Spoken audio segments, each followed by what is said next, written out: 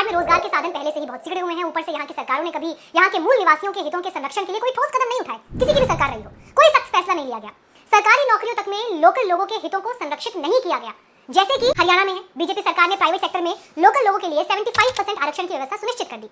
मध्य प्रदेश में भी बीजेपी की शिवराज सरकार ने 3 साल पहले घोषणा की कि एमपी के मूल निवासियों को ही सरकारी नौकरी मिलेगी, यानी बाहरियों को नौकरियां नहीं मिलेगी। हिमाचल प्रदेश में भी लोकल लोगों को न सिर्फ नौकरियां उनके लिए बचाई गई, बल्कि सख्त कानून की वजह से जमीनें भी बचाई गई।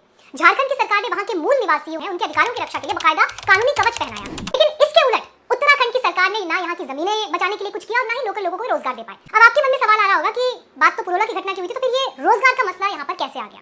जब उत्तराखंड के पहाड़ों में लोकल लोगों के लिए नौकरियों में हित सुरक्षित नहीं किए गए, तो बहुत से लोगों ने अपने छोटे मोटे काम धंधे शुरू कर दिए ताकि दाल रोटी का इंतजाम उनके लिए हो सके। लेकिन जैसा कि मैंने पहले कहा कि पहाड़ों में पहुंचना आसान हो गया था, तो ऐसे में उत्तराखंड से बाहर के से आने वाले जो लोग थे उनकी आवाजाही यहाँ पर बढ़ गई।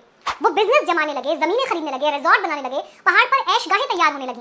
एक ताकतवर लॉबी यहाँ पर तैयार हो गई, जिसने अपने पैसे के दम पर राजनीति और ब्यूरोक्रेसी में अपनी तगड़ी घुसपैठ कर ली। पहाड़ की बेटी अंकिता भंडारी ऐसे ही किसी रिजॉर्ट वाले की साजिशों का शिकार हुई थी। पुरोला की घटना के पीछे वही बाहरी लोग हैं जो कि व्यापार के लिए पहाड़ों में आए थे और पहाड़ की अस्मिता को, पहाड़ के सम्मान को रौंदने की कोशिश करने लगे। अब तक तो उनकी जमीनें उनके अवसर छीने थे, लेकिन अब उनकी बेटियों तक को वो शिकार बनाने लगे हैं और पहाड़ की शांति को खतरा पैदा हो रहा है। आज जो बाहर से आए थे वो मालिक हैं, उनके गांव वालों से उनकी अपनी प्रॉपर्टी छीन गई। और ये कोई हवा हवाई बात नहीं है, सच्ची घटना है।